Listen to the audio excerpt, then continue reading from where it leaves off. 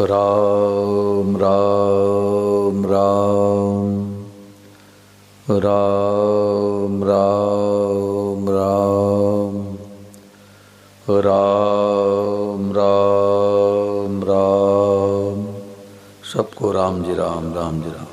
भगवते नमः, भगवते नमः, भगवते नमः।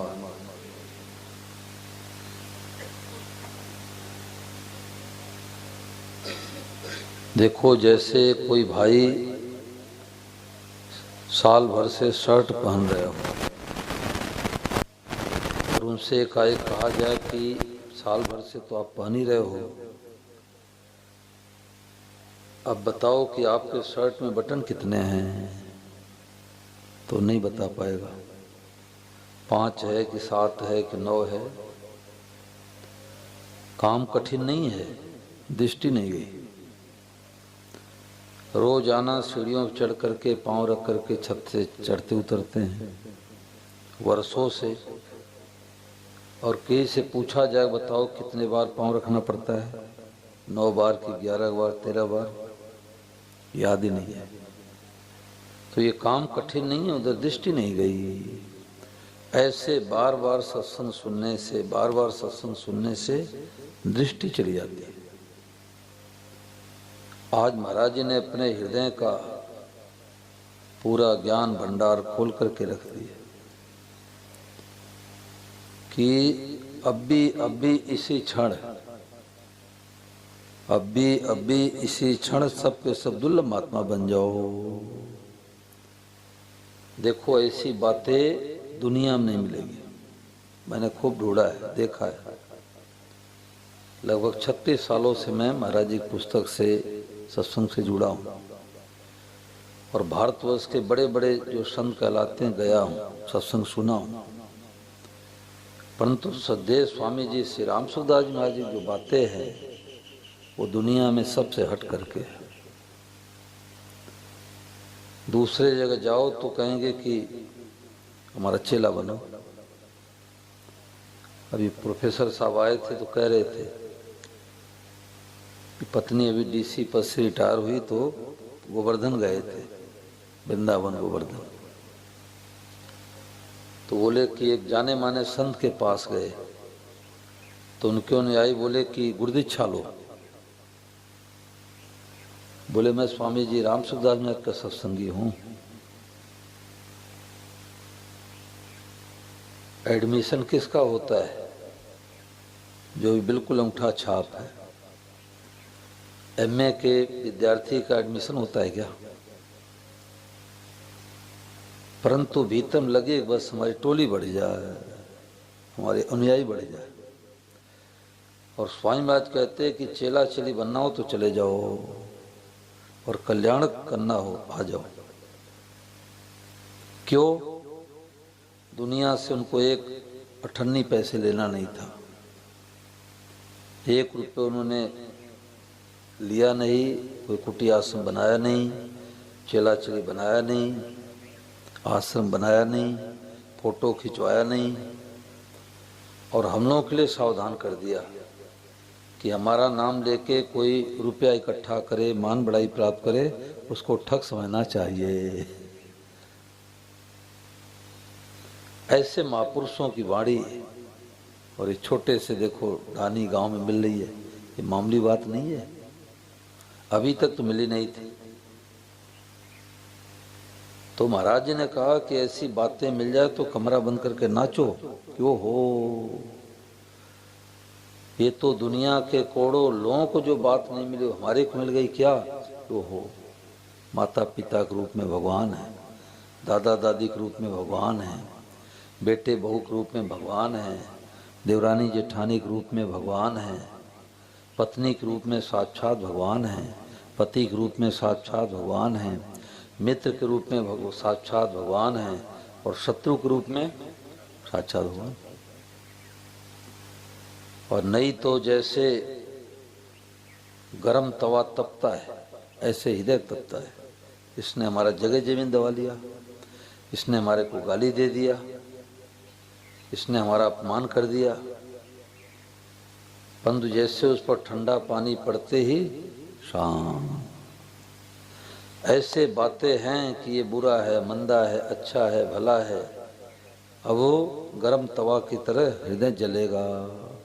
नहीं नहीं, साक्षात भगवान है। बस शांति, शांति अपने हाथ में है।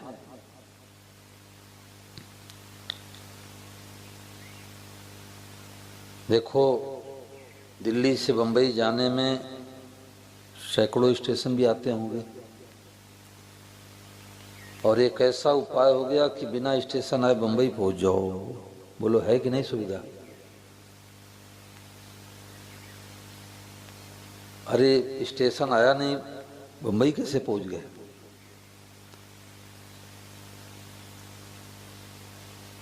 तो जैसे जानकार लोगों नए नए खोज किए, ऐसे स्वयं आज खोजी थे। प्रातः काल 3 बजे महाराज जी पुस्तकें लिखवाते थे, और जो पुस्तकें लिखने वाले श्री धवन जी थे, उन्होंने कहा कि महाराज जी कमरे में जाता था तो मिलिट्री मैन की तरफ बैठे हुए मिलते थे। 100 साल की अवस्था में दिसंबर जनवरी कड़ाके की सर्दी में भी ऐसे तैयार होकर रहते थे, और 1 मिनट विलम्ब होता था मेरे पहुंचने में तो घड़ी दिखाते कि 1 मिनट विलम्ब कैसे हुआ। देखो, दुनिया से लेना कुछ नहीं, दुनिया के हित के लिए। तो मैं तो कहा करता हूं कि स्वामी जी राम सुखदास में आज पुस्तकें जिसको मिल गई तो समझ लो दुनिया की सबसे बड़ी कृपा हो गई। सबसे बड़ी कृपा, सबसे बड़ा धन। लोगों ने सोना चांदी को धन मान रखा है, वो धन उतनी कीमती नहीं है। हमारे इस जन्म के पहले 2 किलो सोना था हमारे घर में, आज जाओ 10 रुपये मिलेगा। वो तो छूटने वाला धन है। और आज एक बहुत विशेष बात आई, बैठे बैठे आई, महाराज जी की बात सुन रहा था तो महाराज जी ने एक प्रवचन में कहा कि कोई दरिद्री आदमी हो, गरीब आदमी हो, भिखारी हो, और उसको करोड़ों रुपए मिल जाए तो इतना खुशी होगा, इतना खुश नजर आएगा कि खुशी होने पर हार्ट अटैक भी हो जाता है। ज़्यादा दुख होने पर भी हार्ट अटैक हो जाता है, ज़्यादा प्रसन्न होने पर भी हार्ट अटैक हो जाता है। तो महाराज ने कहा कि करोड़ों रुपए मिलने पर तो इतना खुशी होगा कि हार्ट अटैक भी हो सकता है, परंतु ये बात जो मिल गई कि सब रूपम भगवान है, इससे हार्ट मजबूत होता है। ये महाराज जी कई बात बता रहा हूँ, इससे हार्ट मजबूत होता है।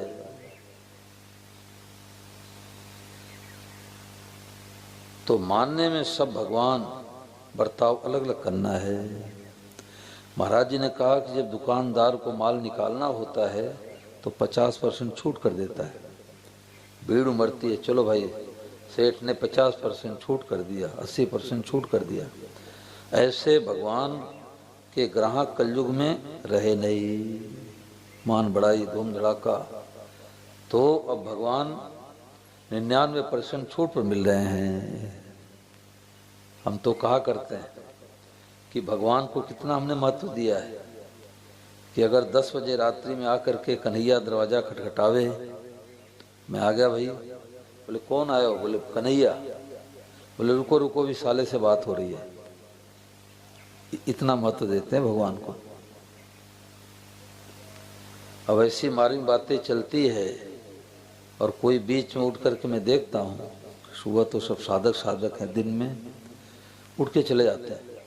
मैं समझ जाता हूँ कि अब इनको सत्संग का रंग नहीं चढ़ा है। ऐसी बातें मिले उठ के चला जाए। तो अभी भगवान को माल निकालना है, और महाराज जी ने कहा अपने को लेना है।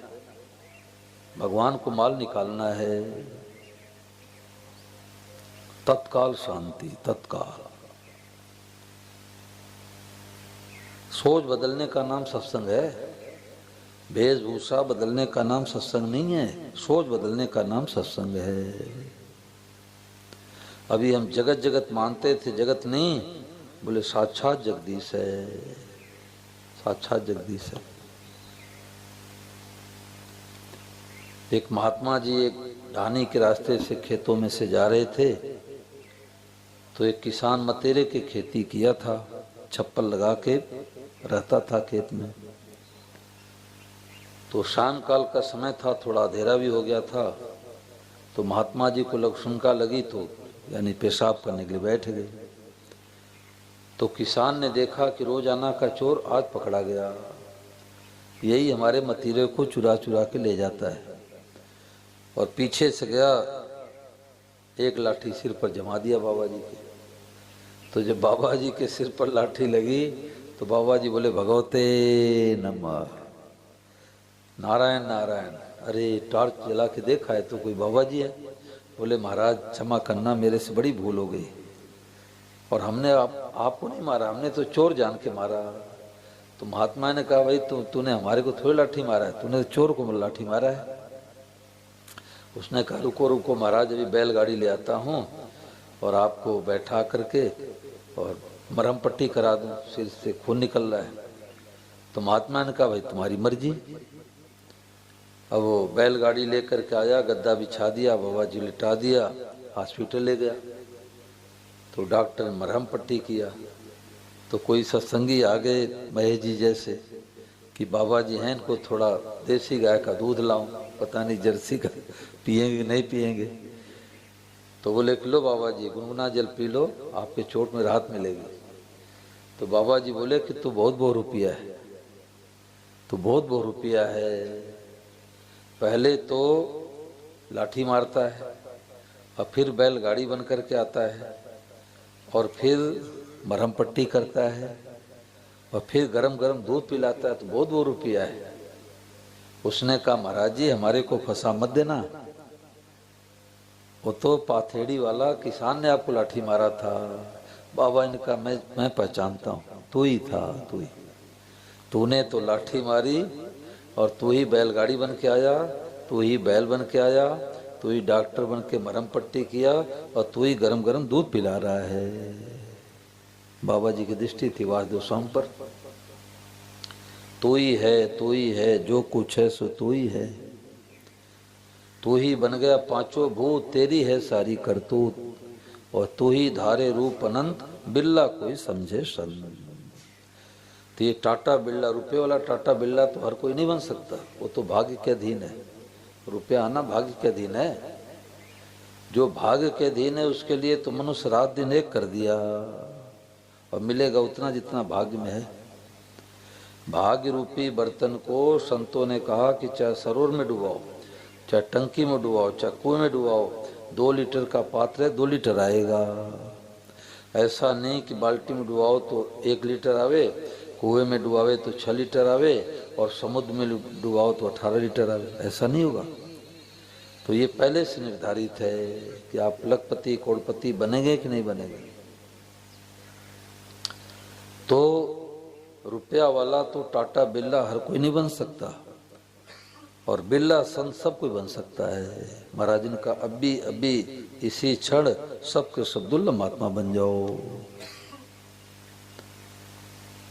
अब माँ तो बढ़िया हलवा बना के देवे और बेटा नाक सिकोड़े तो माँ क्या करेगी?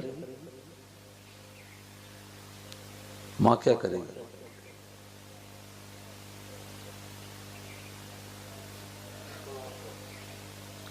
ये दूध दही तो सबही खावे, बिरला घी को पचावे रे। दूध दही तो सब खा सकते हैं, लेकिन घी को सब पचा सकते हैं क्या? ये घी है, मिलावट नहीं, घी है। दूध दही तो सब ही खावे, बिरला घी को पचावे रे। वासुदेव सर्वम की बातें गीता हमें बतावे रे। सब रूपा में प्रभु का ध्यान, गीता का यह असली ज्ञान। सुगम बात को माने नाही, कठिन में दौड़ा जावे रे। पैदल जाएंगे कहाँ? सालासर। लेट करके जाए कहाँ? सालासर। किस लिए? एक पोता हो जा। इतना परिश्रम करते हैं, बदले में नासवान वस्तु चाहते हैं। डाली पत्ता तना नहीं, केवल बीज है यही सही। बीज का है सकल पसारा, बीज को वृक्ष दिखावे रे। दूध दही तो सब ही खावे, बिरला घी को पचावे रे। वासुदेव सर्वम की बातें गीता हमें बतावे रे। विद्या जाने भले ही थोड़ा, बर बधू का संबंध जोड़ा। विद्या जाने भले ही थोड़ा, बर बधू का संबंध जोड़ा। अपने से ना संबंध जोड़े, पंडित वही कहावे रे। दूध दही तो सब ही खावे, बिरला घी को पचावे रे। वेद पुराण रहस्य की बातें, बिरले संत बतावे रे। जगत नहीं जगदीश ही मानो, यही बात समझावे रे। बोल भगवते नमः सभी को, मन से शीस नवावे रे। सब रूपों में हरि का दर्शन, मन ही मन हर्षावे रे। अब विचार करो कि पिताजी ने 2 तल्ले का मजबूत नींव दे के मकान बना दिया, 5 तल्ले का बना दिया, तो बेटा छठी बनाएगा कि नींव खोदेगा? बोलो भाई जी, छठी बनाएगा कि नींव खोदेगा? है, छठी बनाएगा। तो स्वामी महाराज ने हम लोगों के लिए 5 तल्ले का मकान तैयार कर दिए। अब नींव क्यों खोदे? पिता बनाया 5 तला, बेटा छठी बनाए, और बाग लगावे सदगुरु चेला फल को खाए। स्वामी महाराज कष्ट पा करके महाराज जी के प्रवचन में सुना। एक दरवाजे पर गए भिक्षा लेने के लिए, तो एक माई बोली खेत में काम कर तो रोटी मिलेगी।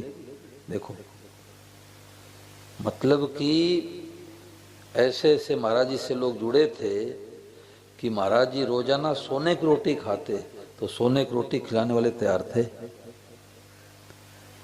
परंतु महाराज जी का कितना अपमान। महापुरुष होते हैं, उनका आदर निरादर दोनों होता है, परंतु उनको असर नहीं पड़ता।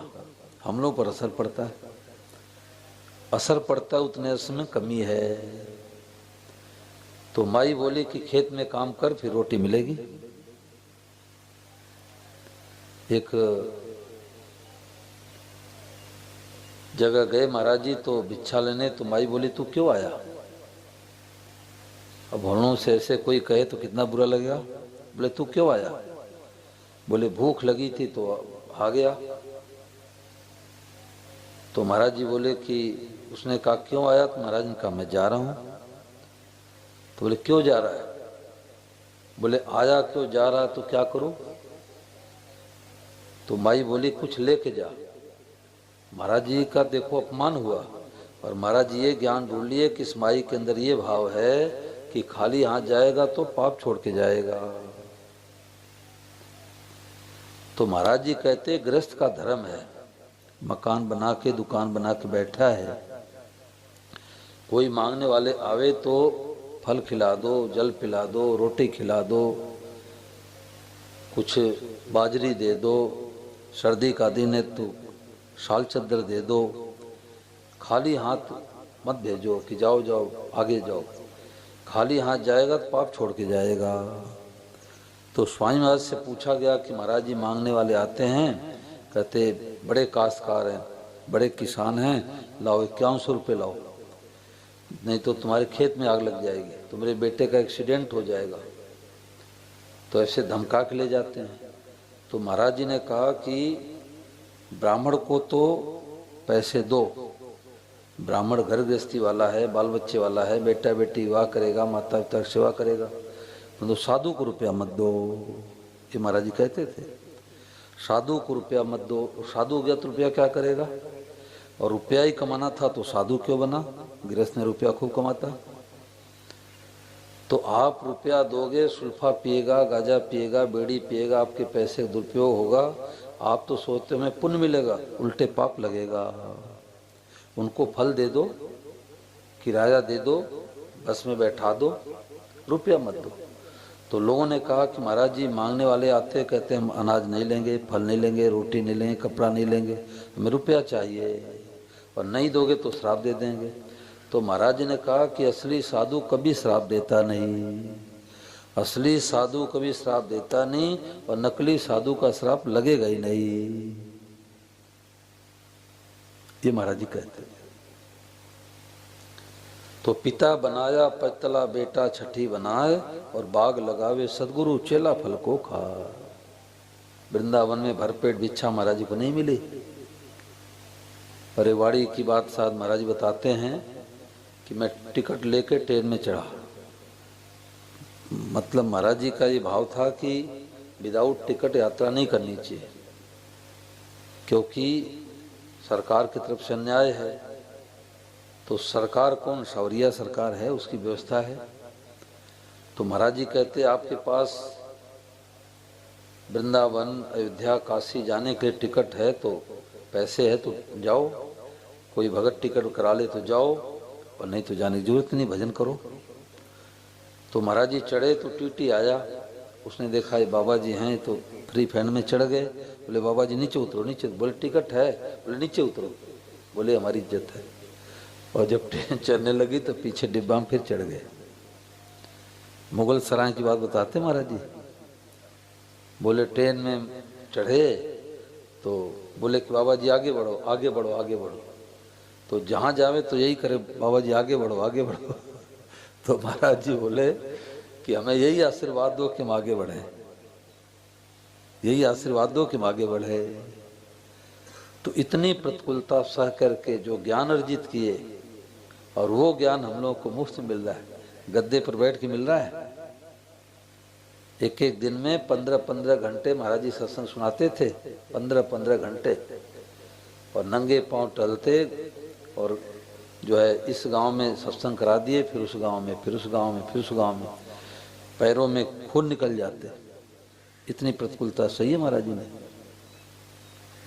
और वो प्रतिकूलता सह करके, जैसे पिताजी तो नमक सतुआ खा करके, खेती बाड़ी करके, एक एक रुपये इकट्ठा करके और खूब धन जोड़ ले, और बेटा तो बाइक से, कार से चले। उसको क्या पता कि पिताजी ने कितना मेहनत किया है, पिताजी से पूछो। ऐसे संत महापुरुषों ने इतना मेहनत परिश्रम करके जो ज्ञान अर्जित किया, 20 मिनट में हम लोगों को बता दिया कि अरे भाई सब के सब दुर्लभ महात्मा बन जाओ। अब कोई कहे हम ऐसे कैसे हो जाएंगे, तो नहीं होंगे। आपने आड़ लगा दी, बाधा लगा दी। महाराज ने कहा केवल हाँ कर दो, हाँ। महापुरुष करे हाँ, हाँ, बस। इसमें कोई बात पूछो भाई, जो बातें सार सार चली है, ये एकदम पीएचडी की पढ़ाई है, इसके आगे कोई पढ़ाई नहीं। शरीर का कुछ पता नहीं, भविष्य में आना हो न हो, तो बातें पूरी की पूरी पकड़ लो। और इस बात को चाहे अभी पकड़ो, चाहे 10 साल के बाद पकड़ो, चाहे 10 जन्मों के बाद पकड़ो, इस बात को पकड़े बिना शांति मिलेगी नहीं, और इस बात को पकड़ते ही शांति टिकेगी नहीं। यही बैठे बैठे बैठे बैठे दिल्ली में एक सज्जन मिले, एक सतीश यादव जी हैं, तो उन्होंने कहा महाराज इस बात को पकड़ते शांति, इस बात को पकड़ते शांति, और ये बैरी है मानती अशांति। देख लो हाथ के हाथ। और इसमें कोई बात पूछो भाई, संकोच मत करो कि बाबा जी से पूछेंगे, बाबा जी नहीं बता पाएंगे, बेइज्जती होगी। बेइज्जती तो मूंछ वाले की होती है, अपने क्या बेइज्जती होगी। अब कोई बात पूछो।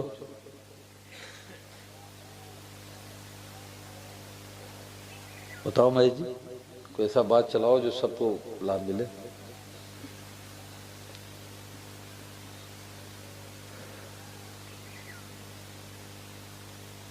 सतगुरु माखन दे रहे चेला दही जमाए, और सब भगवान ने माखन बिल्ला कोई खाए। सतगुरु तो माखन दे रहे हैं और हम लोग दही जमाने में लगे हैं। इतना तीर्थ करेंगे, इतना व्रत करेंगे, इतना ये करेंगे, उतना ये करेंगे, अरे मक्खन खाओ, सब भगवान। बताओ, ये भाई दूर से आते हैं ये? हाँ, बहुत बहुत बढ़िया लगन है। हाँ, बहुत बढ़िया है, बहुत अच्छा है। वो जगह मेरे को बहुत अच्छी लगी, भविष्य में वहाँ कथा देने लायक है, बहुत बढ़िया है। देखो 100 लोग इकट्ठे हो गए, आप रेडियो लेके घूम गए, अनाउंस कर दिए, 100 लोग इकट्ठे हो गए, छोटे बड़े बूढ़े सब। मैंने देखा बूढ़ी बूढ़ी माताएं चढ़ नहीं पा रही, वो भी आ गई। सरल स्वभाव है, कृपा है। अब इतने दूर से आना बहुत बड़ी बात है। अच्छा, हाँ, अब इसमें कोई बात पूछो भाई जी। एक प्रश्न आता है कि बात तो सच्ची है, हमको अच्छी भी लग रही है, यहाँ जितने बैठे नहीं कर सकते कि हमारे को अच्छी नहीं लग रही है। अगर अच्छी नहीं लगती तो उठ के चले जाते, अच्छी लग रही है सबको। परंतु ये तो 10 दिन, 15 दिन, 25 दिन, 2 महीने, 3 महीने बाद तो भूल जाएंगे, ये प्रश्न आता है। तो स्वामी महाराज जी से लोग कहते कि महाराज जी आपके ऋषिकेश गीता भवन में आते हैं और सत्संग सुनते हैं कि हम भगवान के हैं, तो बात बैठ जाती है, सब भगवान बात बैठ जाती है। परंतु जब घर पर जाते हैं तो 2 महीने 3 महीने बीतते बीतते रंग उतर जाता है, फिर वही घोड़ा, वही मैदान, वही गृहस्थी है। तो महाराज जी ने कहा कि बात को महत्व दो, महत्व। 500 का नोट गिर जाता है तो कुर्ते में रखे थे और खोजते हैं शर्ट में, बोलो खोजते नहीं खोजते? ये कुर्ता पहने थे, उस कुर्ता में 500 का नोट कहाँ चला गया, 500 का नोट कहाँ चला गया? तो 500 के नोट से भी रद्दी भगवान है क्या? तो जैसे 500 के नोट को महत्व देते हैं, ऐसे इसको महत्व दो। कल बाबा जी पढ़ रहे थे जब आया विद्यालय से, तो विलक्षण संत विलक्षण वाणी पढ़ रहे थे। तो मैंने ड्राइवर से कहा इनका फोटो खींचो। घनश्याम जी ने पुस्तकें बंटवाई थी, तो उनको पता लगे कि ये पुस्तक लोग पढ़ते भी हैं। मैंने पूछा कितने पन्ने पढ़े? बोले 15 पन्ना। 15 पन्ना पढ़ा। कैसी लगी? बोले संत बड़े विलक्षण दिखाई दे रहे हैं, अब दर्शन नहीं किए हैं। तो उनकी पुस्तक पढ़ के इनको आभास हुआ कि संत बहुत विलक्षण है। अब नहीं पढ़े तो क्या पता लगे? पुस्तकें मिली, ले आकर के अलमारी में टेक दिए, तो क्या पता लगे? पढ़ने से पता लगता है। हमारे कोई पता नहीं था कि स्वामी महाराज कौन है, कहाँ है। पुस्तक मिली, पुस्तक मिली तब महाराज जी को ढूंढते ढूंढते 300 किलोमीटर दूर पता लगाने के लिए गया था गोरखपुर कि महाराज जी हैं, जीवित है कि नहीं है। 300 किलोमीटर दूर। आज तो मोबाइल की सुविधा हो गई। तो गीता प्रेस वालों ने बताया कि इसमें ऋषिकेश में है महाराज जी। तो ढूंढते ढांढते ऋषिकेश में गया, लगभग 800 किलोमीटर दूर। तो मैंने कहा महाराज जी आपकी पुस्तकें पढ़ के मैं तो निहाल हो गया। महाराज का पुस्तकें पढ़ते रहना। तो सुबह मैं उठते ही पुस्तक पढ़ता हूँ, सुबह उठते ही पुस्तक पढ़ता हूँ, दिन भर के लिए बैटरी चार्ज हो गई। तो ये मामूली बात नहीं है, 2-2, 4-4, 5 किताबें पढ़ो। ये भगवान कृपा से ऐसा मौका मिला है। घर बैठे गंगा मैया आई हैं, अब ये कथा तो कल परसों विश्राम ले लेगी, उसके बाद वही गपशप, वही टेलीविज़न, मोबाइल। तो रोजाना पुस्तक पढ़ो, 10 मिनट ही पढ़ो। दोपहर में लेटते समय पढ़ो, नाश्ता करते हुए पढ़ो, रात्रि में सोने के लिए जा रहे हो 10 मिनट पढ़ लो। 10 मिनट में आपकी बैटरी चार्ज हो जाएगी। एक बहन के पति मिलिट्री में थे, तो रस्से पर ऊपर चढ़ रहे थे, रस्सा कमजोर था, टूट गया, उनका सिर पूरा हो गया। ये सत्य घटना बता रहा हूँ। तो उनकी जो पत्नी थी बेचारी, गांव की बहन, 1-2 तक साथ पढ़ी लिखी, 3 छोटे छोटे बेटे, बड़ी दुखी हुई। तो पिताजी के घर पर गई तो अलमारी में महाराज जी की पुस्तक मिल गई। अक्षर बैठा बैठा के पढ़ने लगी तो पढ़ती शांति मिली। महाराज जी पुस्तक विशेषता ये है कि पढ़ते ही शांति, कोई सा भी पुस्तक का कोई सा भी पेज खोलो, आंख मुंह के खोलो भले, ऐसा लगेगा महाराज जी हमारे लिए लिख रहे हैं। तो वो बहन को शांति मिली। उसने भैया से कहा कि भैया ये पुस्तक मैं लेके जाऊंगी, मेरे को बहुत शांति मिली है। तो उसके भाई ऋषि के साथ आते थे महाराज जी पास। तो उन्होंने कहा बहन ये बड़े उच्च कोट के महापुरुष की लिखी हुई पुस्तक है, और तुम और एक दो पुस्तक ले आप पढ़ा कर। वो पढ़ने लगी, और गर्मी के दिन में उसके भाई ऋषिकेश आते थे। तो जब ऋषिकेश में वो आ रहे थे तो अपने सासू को लेकर के आई, और 15-18 दिन लगभग महाराज जी का सत्संग सुना। तो जब जाने लगी तो उसने हमारे से एक बात बताई, हमारी परिचित थी वो। तो उसने कहा हमारे को तो बूढ़े स्वामी जी ने जिला दिया, नहीं तो मैं चिंता करते करते मर जाती। ये मामूली बात नहीं है, महाराज जी की पुस्तकें मामूली नहीं है, ये भगवान की बड़ी कृपा है। क्योंकि स्वामी महाराज कहते थे लिखने वाले से कि पुस्तक को इस भाव से लिखाओ कि पढ़ने वालों को पढ़ते ही कल्याण हो जा। इसलिए पुस्तकों में जादू है, ये स्वामी महाराज पुस्तकों में जादू है।